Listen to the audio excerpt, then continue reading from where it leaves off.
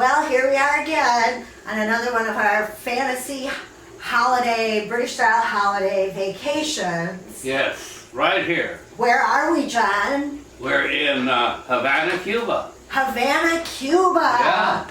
Now, what is the significance of Havana, Cuba for you? For me, it's the place where I grew up and lived for my first 13 years, except for a couple of times in 3rd and 6th grade. Okay, so were you born in Cuba? No, actually, I was born in Madison, Wisconsin. My mother came up there for my birth, and I always tell people so that I could become president. So was your mother Cuban? Or? No, my mother was from Madison, Wisconsin, but my father was from Argentina. Now, how did he end up meeting your mother? Oh, he went to the University of Wisconsin on a Pan-American scholarship. And he lived next door to her. And they became friends and finally sweethearts and got married. Oh, okay. So then how did they end up in Cuba? Well, since my father knew Spanish and he made various applications, and he, International Power and Light had a place for him down in Cuba. And so that was really a big step. I didn't realize how big of a step that would have been for my mother. Oh, yeah. Well, for him too. And for him too, yeah. Cuba really isn't a lot like Argentina either. Because he never did get back to Argentina. No. No. He was pretty adventurous. Yes, he was. Yeah. Yeah. So that's really interesting. So you grew up all that time in Cuba. So like, what were some of your best memories of Cuba?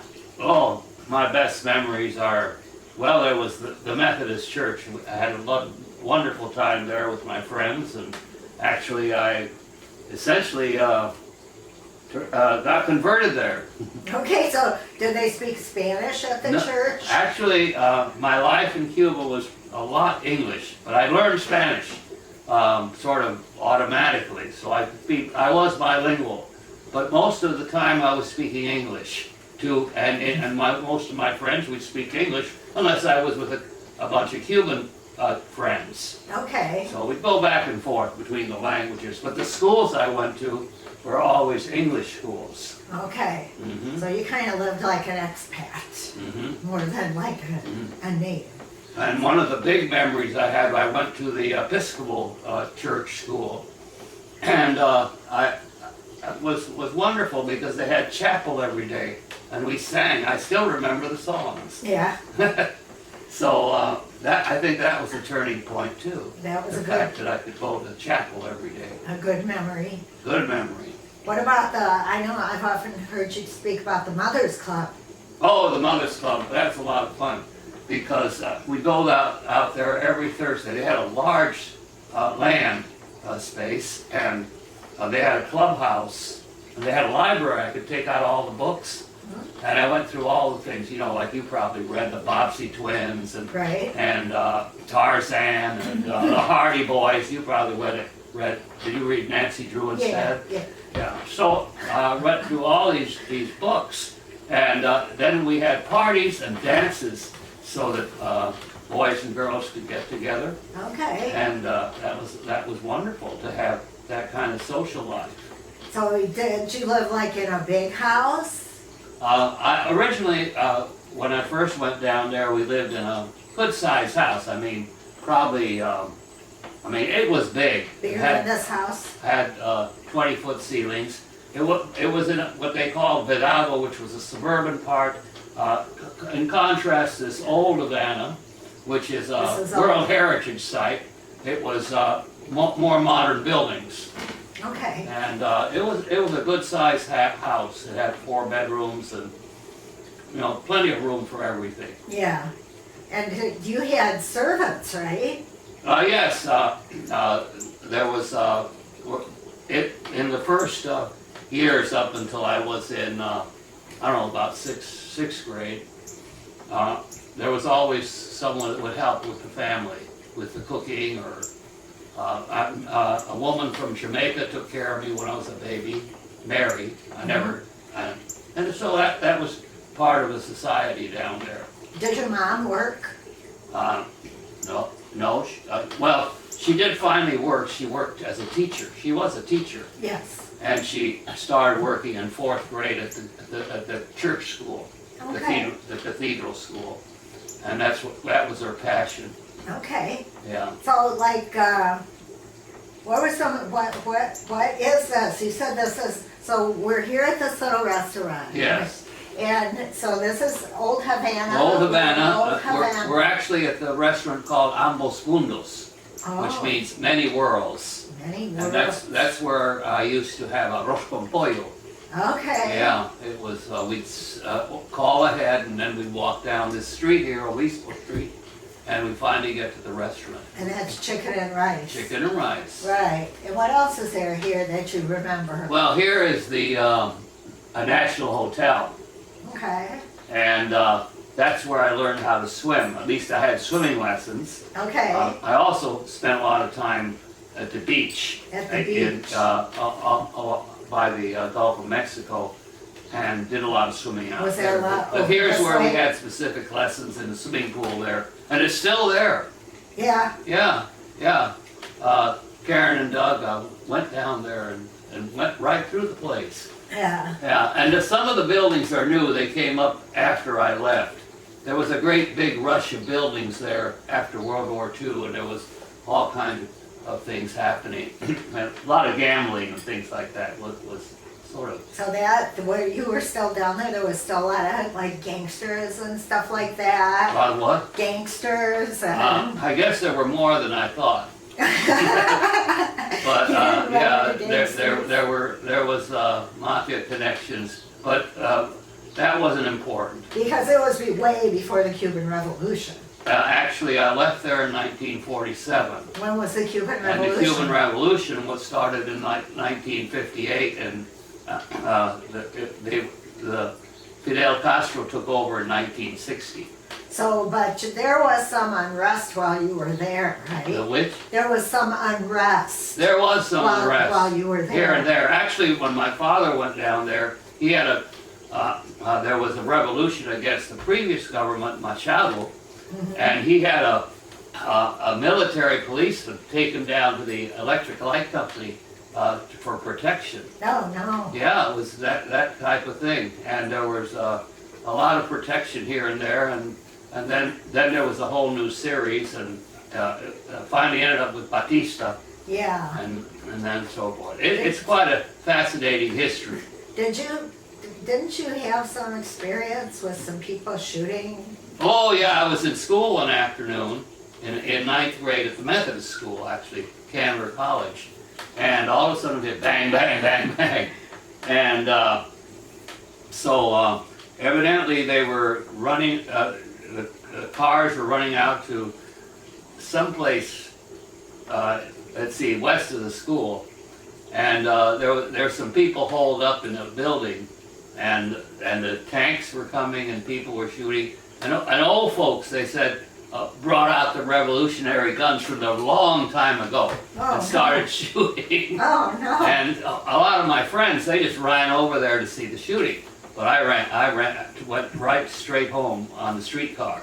Was that like during the Batista time? It was actually after Batista, and I can't remember the details of that particular, it was a minor thing, but there was unrest of that sort. Now, you had some interesting experiences down there, as I recall. Oh yeah. Like, wasn't there one time when you ran into some voodoo stuff? Oh yeah, I was down at the swimming pool, and it was called the Havana Forest, and I guess myself and somebody else, we ran through the forest, and I don't know, boom, boom, boom, boom, which was, I mean, it's perfectly. There's a lot of different religions down there, Santeria and voodoo and so forth, which is part of the culture.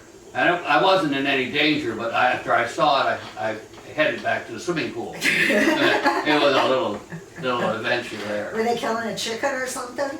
I don't know what they were doing. I just turned around as soon as I was sort of surprised there was somebody in the forest. Uh-oh. So, Well, that's pretty exciting. yeah. Well, the thing about eating here, now we can walk around and see the place where they had the first church building, the Templete, and they also had the first municipal building. Okay. Yeah, it's a beautiful area. Actually, we're only a few blocks from the Bay of Havana and a few blocks from the cathedral, where they used to have, oh, that was very important. We went down there and had, listened to a symphony one time. Okay. And I always tell the story that we were listening to the symphony, and it was the unfinished symphony, the last one, and I fell asleep. So it was never finished. So anyways, that's sort of silly. But no, and then there's the Bay of Havana, which really, in the history, it was the precise bay that was involved with the Spaniards and all the trade coming from the gold that they got into Peru and so forth.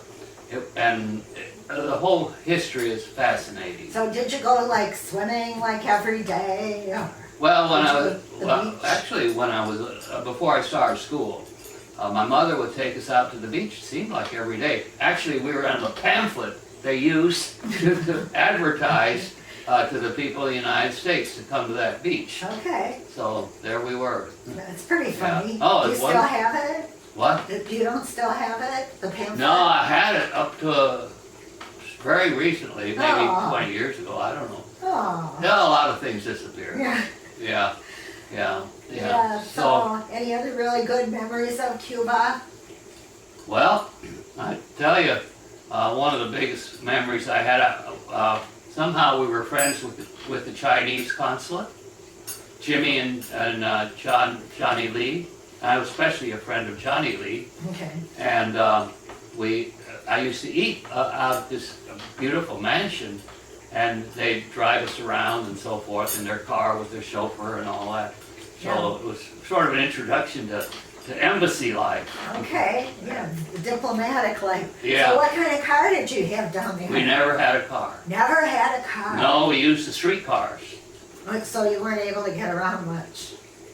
We got around. We didn't need a car. Okay. The streetcars went every place, and the buses would go any place. Okay. And when we went out to the farm, where friends lived, a farm where the friends lived, we'd walk a mile to their place. I Okay. said, oh no, how could we walk? But that's what we did. We never had a car. I Yeah. never felt, my father really didn't like to drive. Okay. Never did. He felt really bad about it. Huh. Well, that sounds like Cuba was a good place for him to be then. Oh yeah, yeah, and I never thought about cars. Like I say, the only time I was in a car was when, there was a taxi that would take us to school, sort of a little route with picking up kids, but I never was in a car. didn't It have seems cars. incredible, doesn't it? Well, it seems like, when you talk about Havana, it was really a very urban lifestyle. Oh, very urban, very Yeah, urban. Very, it wasn't like Yeah. primitive or like, you're out the sticks or something. It was like you're in the city. no, it was highly developed and all kinds of excellent schools, everything. Yeah. Yeah, it was, we always said, we're ahead of everybody. Okay. Was that really true? So why did you leave Cuba? Well, my father became ill, Okay. had several times of illness, and finally, in 1947, it was felt that he'd get better treatment in Madison. Okay. And so we came up to Madison, and I then went to schools in Madison, continued in college, and over all these years in the United States. And I've never gone back. Never gone back. Yeah. So what did you miss the most about Cuba when you came up here? Well, actually, I had been here in 6th grade, and I had friends already, and I wasn't one to look back too much. I just said, well, future's where I'm at, and I was quite thrilled to go to the school, to the high school in Madison, and have friends up here, and I had friends down on the block. We had a lot of fun. So I really didn't lose anything. There was a couple things, because when you have a break like that, it does something to your life, because you had some connections and relationships with people that probably internally, emotionally affected me. Did you miss your church? Actually, again, I had a smooth transition to the church up here. Okay. Yeah, it was very smooth. And we had a wonderful pastor up there. While he was there was a revival. It was a small church. I mean, it was the English-speaking church. This was in Cuba. In Cuba, yeah. And when he came, and he became a bishop later, when he came, more people started coming to church, and the whole Curran family was there. And everybody said, you never thought those atheists would have come to church. And my father joined the church. And your father? Yeah. And he was not religious. He wasn't, he grew up in Argentina and knew about the church, he just stayed at home and read the newspapers on Sundays. But then he got turned, this Pastor Smith, he had a radio program every Sunday night. We'd get around the table, the radio, and listen to the Sunday evening program. So he was wonderful. Okay. Great thing. So was there foods that you missed when you came up? Food? Well, I like Cuban food. I like the rice and chicken, and I keep that tradition, try to pass it on to all the family. Did your mom make that, or did you only get that in restaurants? I think, I can't remember that one. Okay. Yeah, but I've picked it up and done it Yes. a lot. And I like the Cuban food. Now what about so we're going to be eating in a few minutes as soon as they bring our food? Yeah. Now what was it that you were craving that you were so anxious to come here for? Well, what I wanted to really have a taste, what I really had a taste for was red snapper. Red snapper. Which is what they call pargo in Spanish. Pargo. And it's a very, very good fish. How do they prepare it? Well, what can I expect here? they bake it. They bake it. Bake. And it has potatoes underneath it, and peppers and onions and tomato sauce or tomatoes. Okay. It's just a delicious food. And it's going to be a whole fish. A whole fish. So we're That's going to what get we a whole ordered this fish here time. on it. Yeah, Okay. we went all the way, and we just are very happy to have that be our order tonight. Well, we're looking forward to our food here. Yes, yes. And Oh, look, looks like he's coming. it's coming. Okay.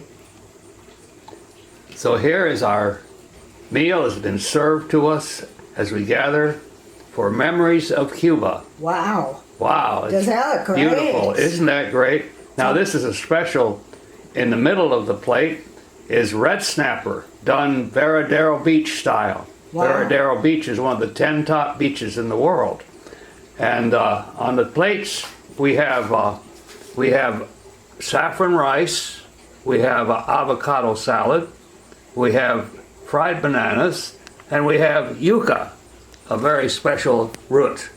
And then we have to drink tonight, we have Mango juice. mango juice. So is their guacamole just like our guacamole? No, it's a little different because it has a little mustard in it. Mustard. Yeah, but it's That's full of interesting. lime too. I mean, it's really Yeah.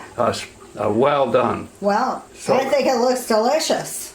It looks delicious to me. Now, he didn't cut it up for us, so you're going to have to do that. Yes, that's going to be the job. I've never cut up a fish like this. Well, it's just for the two of us, so I'm sure we'll figure it No out. matter what happens, we're going to eat it anyways. Okay, great. Okay.